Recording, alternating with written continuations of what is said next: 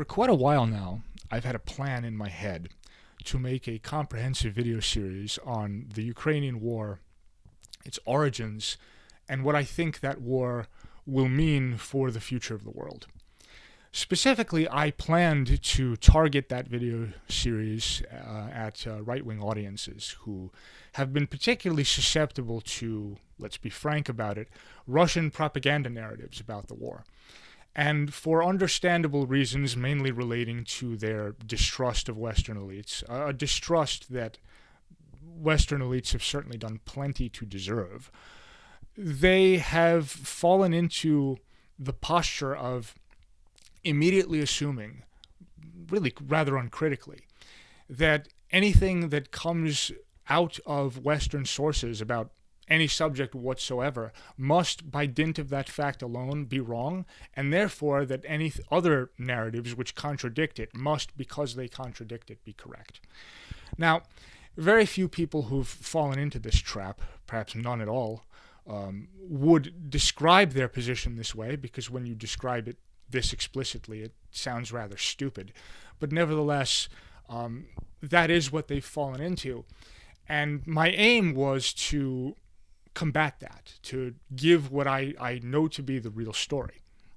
And I'm, of course, in a unique position to do that because, unlike virtually all Western analysts of this war, virtually all people who've commented on it, I both know the language, that is, I know Ukrainian and Russian, so I'm able to interact directly with the products of those societies. I'm able to watch videos and, talk to people and all sorts of things, and I don't need a translator. And I also have right-wing sympathies, and so I'm sort of in a unique position to explain these mistakes. Now, my plan originally for the video series was as follows. The idea was to divide it into 4 parts. Part 1 would focus mainly on refuting objections. It would have a purely negative function to sort of clear the ground. And I would criticize various attempts to explain the war. That NATO provoked it, that NATO expansion was behind it, that even that NATO had tricked Russia into attacking Ukraine to get it bogged down in a quagmire and so on. Also, I would answer objections about what really happened in Ukraine in the Maidan Revolution, which many people believe to be provably ridiculously, to be some kind of fascist coup, etc., etc. The plan was to go through all of these objections from every kind of possible right-wing group that has decided to lodge them, be they libertarians, nationalists, foreign policy realists, whoever. I was going to cover it all comprehensively because all of these people are wrong and it just needed to be done. That was part 1. Having cleared the ground, I would then go into part 2 and start talking about Russia, and specifically its imperial history, how imperialism is this inseparable part of the Russian identity, how the fall of the Soviet Union was incredibly traumatic to most Russians because they have not been able to get it into their heads that they can't be or shouldn't be or don't have a right to be imperial overlords.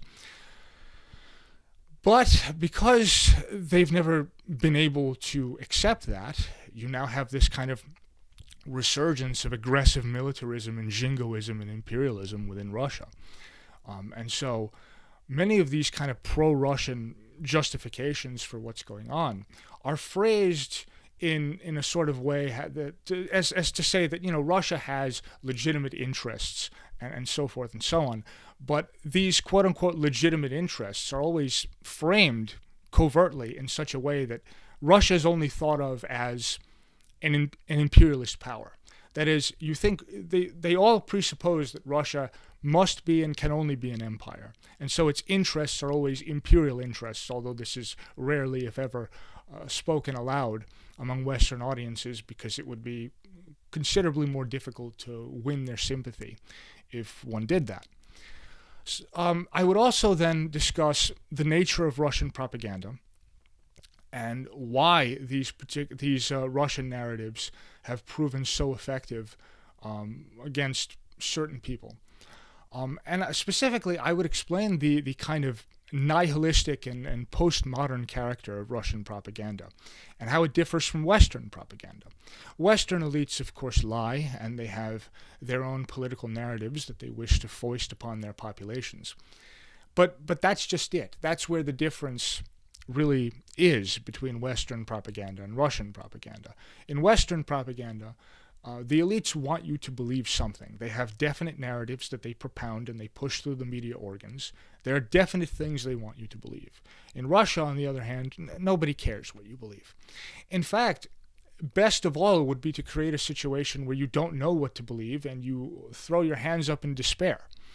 This is why, in Russia, it's very common to see blatantly contradictory narratives propounded on the same topic and often by the same sources from time to time. They will say one thing about topic A, and then 3 months later they will directly contradict what they said 3 months earlier. And the purpose of this is to create disorientation so that you don't know what to do. And that is intended to create a passive population that, as I say, has lost all hope of being able to attain the truth or figure out what's going on in the world. And therefore, that therefore decides to sort of just sit back and let the elites handle everything, and then becomes passive. And this explains the extremely passive character of the Russian population. By now in this war, Russia's lost close to 400,000 men, and will lose many more before it ends, and yet there's scarcely a single peep of protest out of the Russian population.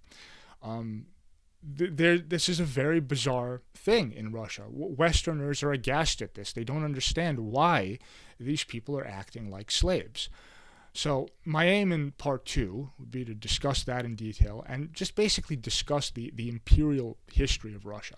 How, despite all of its various incarnations, whether as, Muscovy or then the Russian Empire or the Soviet Union or now as Putin's Russia, despite these sort of external changes in form, underneath there has always remained this kind of central Russian imperialist core.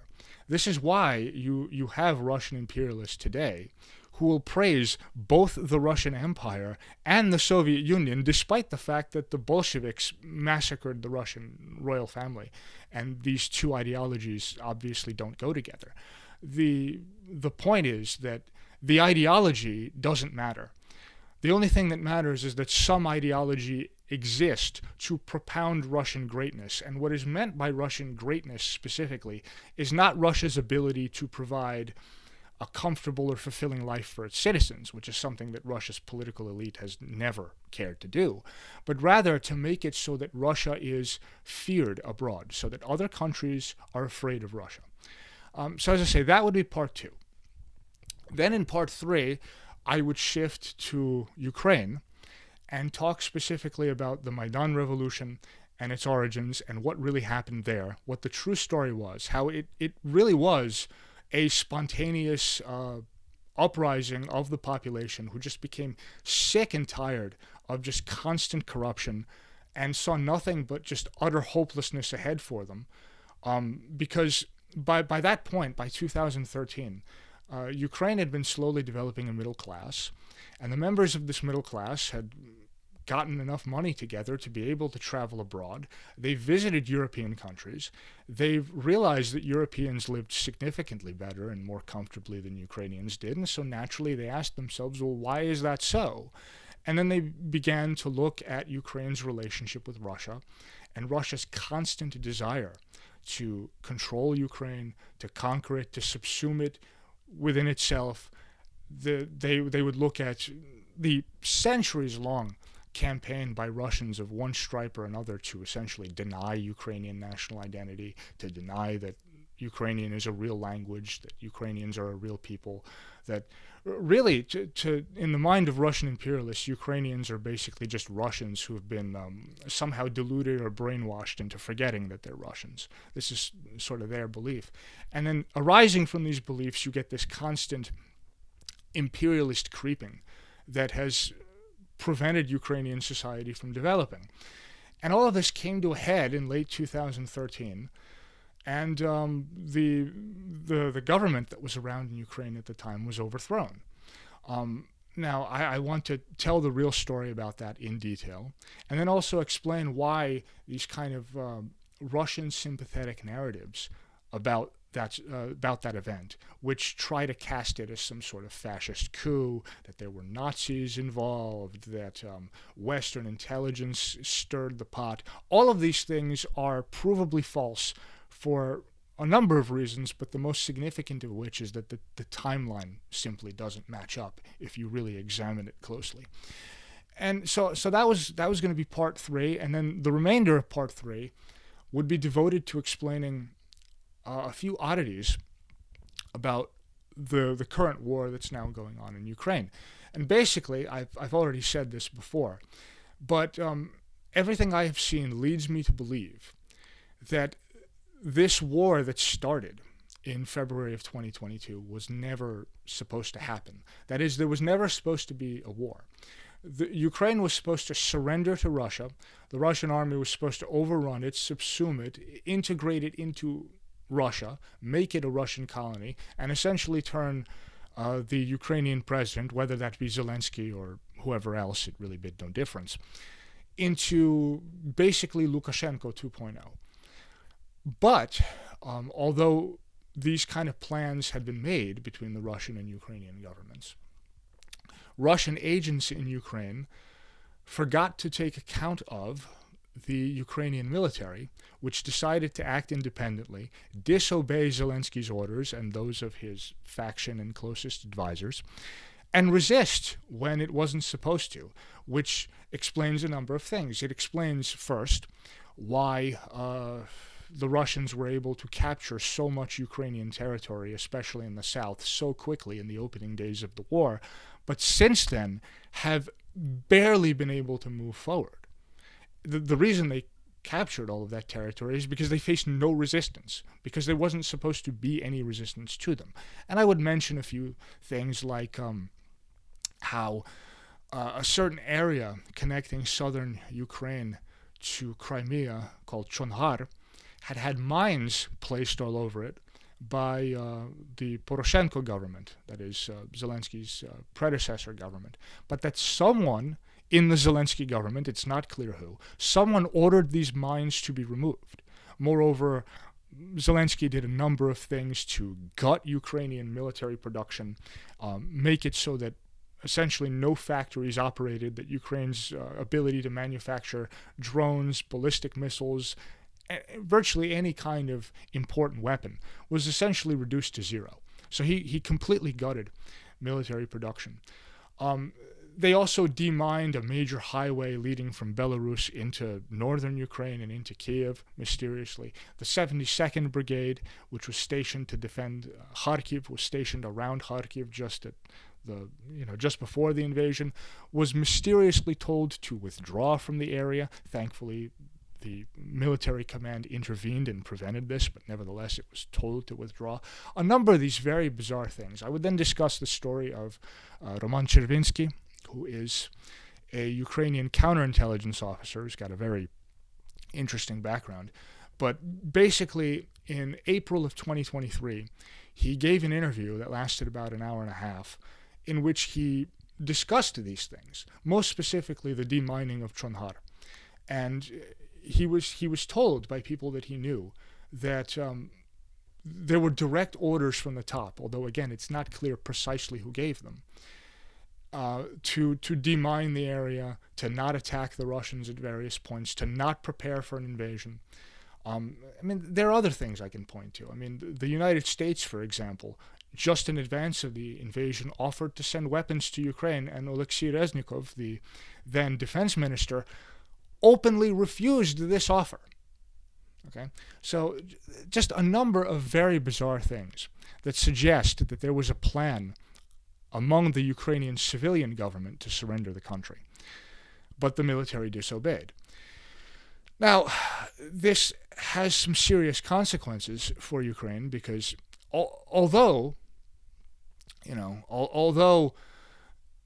a year ago, or more than a year ago now, when I originally mentioned this thesis, it was kind of a fringe idea among the Ukrainian public. I will say now that things have decidedly changed. That's no longer the case. Many more people take this idea seriously than I did when I made my previous video where I showed that translated clip of Taras Chornovil speaking. So the idea has grown greatly in Ukraine.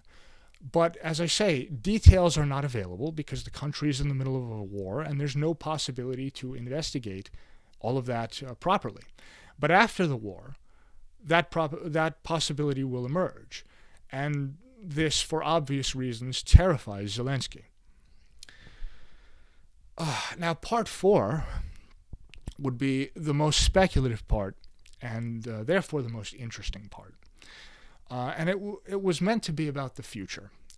Basically, I would apply Carol Quigley's theories about the evolution of civilizations and try to give my own take, my own explanation of how that theory can help to explain both what is going on in Ukraine and Russia and how it fits in with the looming decline of the West, and what that all means for the next perhaps 50 to 100 years. And in essence, I thought that it was possible that if the Ukrainian government played its cards right, instituted reforms, got rid of corruption, etc., that it would essentially create a new reformed outpost of Western civilization so that the West could reinvent itself after a decline and continue forward, which is something that Western civilization has showed a remarkable ability to do. One thing that happens when a civilization declines and then another takes its place is that the capital of the new civilization, the new emerging civilization, tends to be located somewhere on the periphery of the older civilization. And that happens to be precisely the case with regard to the West and Ukraine. Ukraine is this peripheral region that's sort of striving to integrate itself into the West, but is not really quite managed to succeed in doing so yet and is fighting to accomplish that task and so forth. So I saw tremendous opportunity here, and I thought it would be a fascinating thing to discuss, because I really do think that Ukraine has a world historic opportunity to be the center of the rebirth of a new kind of reinvention of Western civilization, but only provided that they do the things they need to do. Unfortunately, all of that has now become of merely historical interest because of today's news. And because of today's news, I've finally sat down to make this video. Now, as I say, I've for a long time planned to make that 4-part video series I just described, and the reason I hadn't done it yet is that American aid to Ukraine had stalled, and I was just kind of waiting around to see what would happen and how that situation would shake out. But given today's news, as I say, I think that that original plan is now only of historical interest. And what is today's news? Today's news is that Zaluzhnyi, General Valery Zaluzhnyi, has been fired. Zelensky has fired him. And I'm not going to mince words about this. I think Ukraine is finished.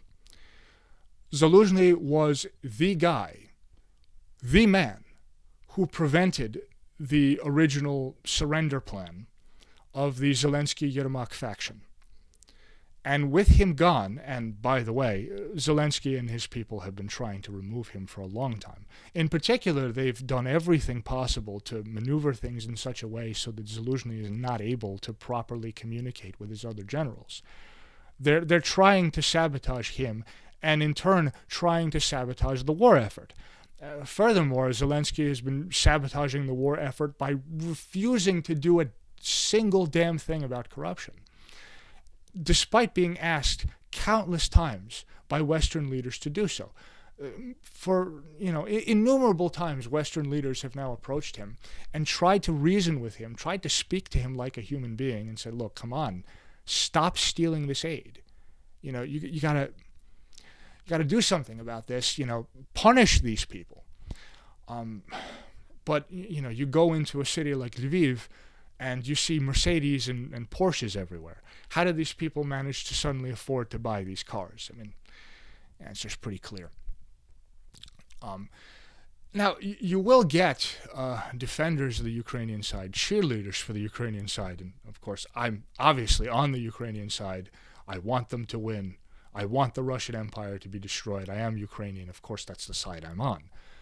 But you have these Western cheerleaders of Ukraine who will dismiss any criticism of the Ukrainian government whatsoever as Russian propaganda, which it decidedly is not. I mean, for example, the scandal that led to the firing of Alexei Reznikov, a number of things happened. He was found to have massively inflated prices for eggs, for jackets, for bulletproof vests, and all kinds of other military supplies. And people just became sick of this, and they realized that this inflation of prices was happening at his behest, because all of the documents that stipulate how much every kind of conceivable piece of military equipment is to cost for a soldier, it gets to his desk and he has to sign it. So the idea that it was just his underlings that were corrupt and he didn't know about it, that's a complete and utter lie. But you've seen Western cheerleaders for Ukraine go for this.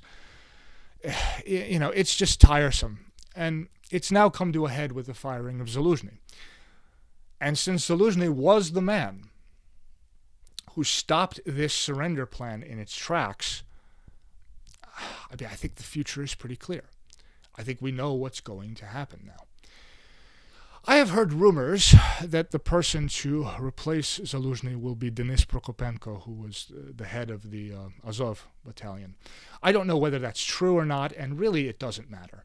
Because even if it is Prokopenko, if Prokopenko was chosen to be Zaluzhny's replacement by the Zelensky faction, he would only have been chosen for that role if he had sold out to Zelensky. So it doesn't matter really who it is. And I think it's fairly easy to predict now more or less what will happen.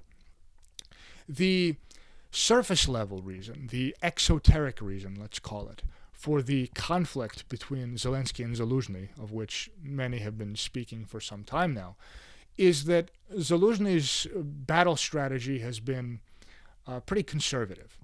Ukraine does not have much in the way of Western heavy equipment. It never received much. It effectively has almost no aviation. And therefore, large mechanized assaults are untenable. You cannot carry out large pushes like that without incurring extremely heavy losses. And Zaluzhny was not willing to pay that price because he understands that Ukraine is not like Russia in that the Ukrainians do not have endless supplies of mindless zombies who are willing to die for nothing, who can just be expended as biomass. The Russians can do that. The Russians are willing to die in ghastly numbers and they don't care. But Ukraine doesn't have those kind of resources to spare. So even if the counteroffensive in the south that the Ukrainians initiated succeeded, that success, given that they don't have aviation, given that they have relatively little heavy equipment, this could only be accomplished at a tremendous cost in Ukrainian lives. And so Zaluzhny was not willing, to do it. I think that's the right decision. Instead, what he did is he had the Ukrainian army adopt basically a defensive posture, and to try to force the Russians to repeatedly smash their heads against the wall and inflict high casualties on the Russians that are as disproportionate as possible so as to bleed the Russian army. But of course, a result of that is that the front lines don't change with those kind of tactics. And Zelensky, for political reasons, wanted to capture more territory so that he can show something off to the Ukrainian population and, get political brownie points for that. Since Zaluzhny was not doing that, the exoteric surface level reason why he was fired is that Zelensky was just unhappy with his strategy. He wanted something flashier, he wanted big pushes that would capture more territory, etc., etc. Of course, the underlying reason is the whole treason thing, that Zaluzhnyi disobeyed him and told the Ukrainian army to resist when it wasn't supposed to. And Zelensky is terrified of Zaluzhnyi and what might happen after the war if Zaluzhnyi decides to run for president. Because if that happens, or even if just, soldiers returning from the war decide to make a big stink about what happened and what Zelensky and his top aides were doing in the early days and weeks of the war, or in the days and weeks just leading up to the invasion, it would destroy him utterly. I mean, he would be ripped apart, and he's terrified of that for obvious reasons. He doesn't want that. Now, he remains terrified and paranoid of Zaluzhnyi, despite the fact that Zaluzhnyi has said repeatedly that he does not want to run for president. So this is the situation, basically. Zelensky, Andriy Yermak, and the others in his circle, Oleg Tatarov, and so on, have been angling from the beginning of the invasion to do everything they can to sabotage the Ukrainian war effort by handcuffing Zaluzhnyi, now by finally removing him, by doing nothing about corruption so that the West will eventually grow tired of supporting Ukraine, and by placing some kind of political hack in charge of the military instead of Zaluzhnyi, so that the Ukrainian army will be ordered to conduct a large mechanized push, and then will suffer massive losses. And then eventually that situation will become untenable for the Ukrainians. And then Zelensky and his people will come out and say, well, we have to be realistic. Perhaps we have to, come to the negotiating table with the Russians and work out some sort of peace deal. And now that Zaluzhnyi has been fired, that's what I predict will happen. They're going to put some political hack, some political operative in his place. And the tactics, the strategy, the organization of the Ukrainian army will change to more closely resemble the Russian army, so that tactics will be subordinated to political imperatives instead of military necessity. And therefore you'll have these large pushes because Zelensky wants to take back land and win popularity. Massive numbers of Ukrainian soldiers will be killed. Eventually that will become unsustainable because Ukraine doesn't have as many people as Russia and cannot afford to just throw endless waves into a meat grinder like the Russians can. And then that will eventually be used as an excuse to surrender, which was the original plan all along. Yeah, I mean, barring some sort of miracle at this point, that's where we're headed. And it's astonishing. I mean, just think for a moment how unbelievably petty and small-minded Zelensky is, that with this enormous world historical opportunity that was dropped into his lap, he could have entered history as essentially the father of his country, the founder of a new nation, the man who destroyed the Russian Empire and ended centuries of brutal imperialism, and as someone who eventually, after a few decades, set the groundwork for a reemergence and recreation and recrudescence of Western civilization in another area. And yet none of that seemed to appeal to him. The only thing he could think of was continuing to enrich his friends and allowing them to escape responsibility for what they've done. And speaking of Zelensky's friends, I should just quickly mention another one, Ivan Bakanov, a childhood friend of Zelensky's. When Zelensky became president, he installed him as the head of the SBU, which is sort of like the Ukrainian intelligence service, despite the fact that Bakanov had no experience. And there is direct evidence now that Bakanov hired Russian agents and gave them jobs at the SBU, put them into important positions in the Ukrainian intelligence service. We know this now. However, no one can punish him for it because, mysteriously, Bakanov has disappeared. No one knows where he is. He's just gone, just vanished off the face of the earth. Clearly, Zelensky's protecting him. There was a surrender plan, and Zelensky is scrambling to cover his ass. So Zelensky is so petty. He's so vindictive. He's so small-minded, such a cockroach, that he would rather cover his own ass and disintegrate his country, sabotage his country's war effort, just to keep the truth about what he did from coming out so that he and his associates will not face any repercussions. I mean, I don't even know what to say about that. That's just astonishing. So, if there are any Ukrainians listening to me, I don't know what to say to you now except get the hell out of there. Get the hell out of there while you still can, because the Russians are going to be pushing forward, and they're going to be taking more territory, and when they do, they're going to start massacring people. They are. They're going to massacre people. They're going to kill community leaders. They're going to do everything to drown out and destroy Ukrainian culture and Russify the area. And they're not going to be afraid to conduct like mass murder campaigns. And your own government sold you out. They don't give a fuck about you. So just get out of there. Get out of there. I don't know what else to say. This is, yeah. So I guess I should just repeat that message in Ukrainian. Так що, дорогі українці, якщо ви мене чуєте, ви прекрасно розумієте ситуацію. Ви прекрасно розумієте, що тепер відбудеться. Залужного викинули, зелена влада вас продала, зелена влада продала країну, здала країну. І тепер повільно росіяни будуть перти вперед, будуть захопляти більше української території. І рано чи пізно Зеленський скаже, ну, слухайте, потрібно договорюватися, потрібно щось робити, потрібно миритися. І так закінчиться. Скільки то з вас голосувало за цього клоуна? 73%, щось таке.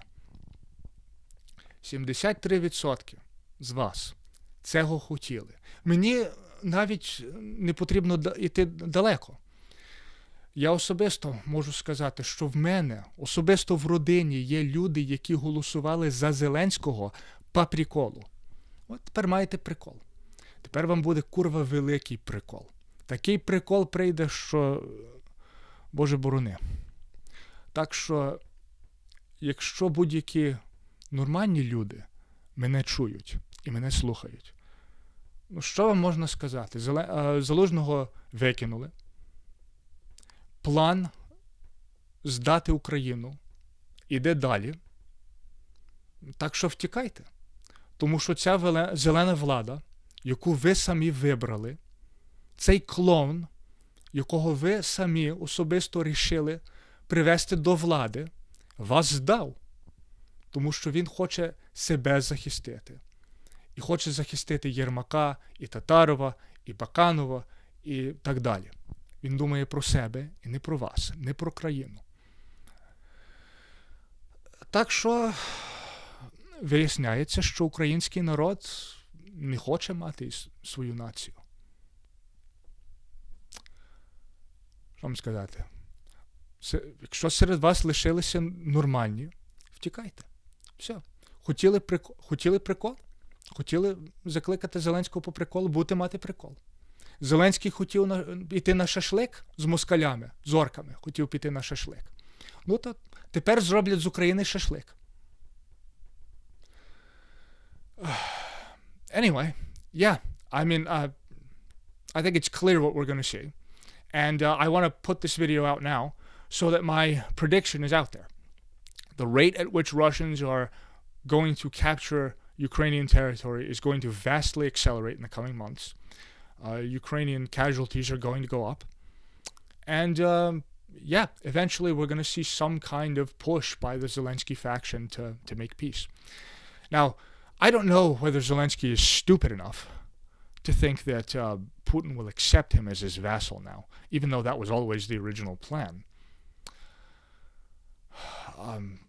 Yeah, I mean, especially after what happened with Prigozhin, that's not going to happen. I mean, if he does surrender, if he goes through with it all the way, then Zelensky is just going to be assassinated.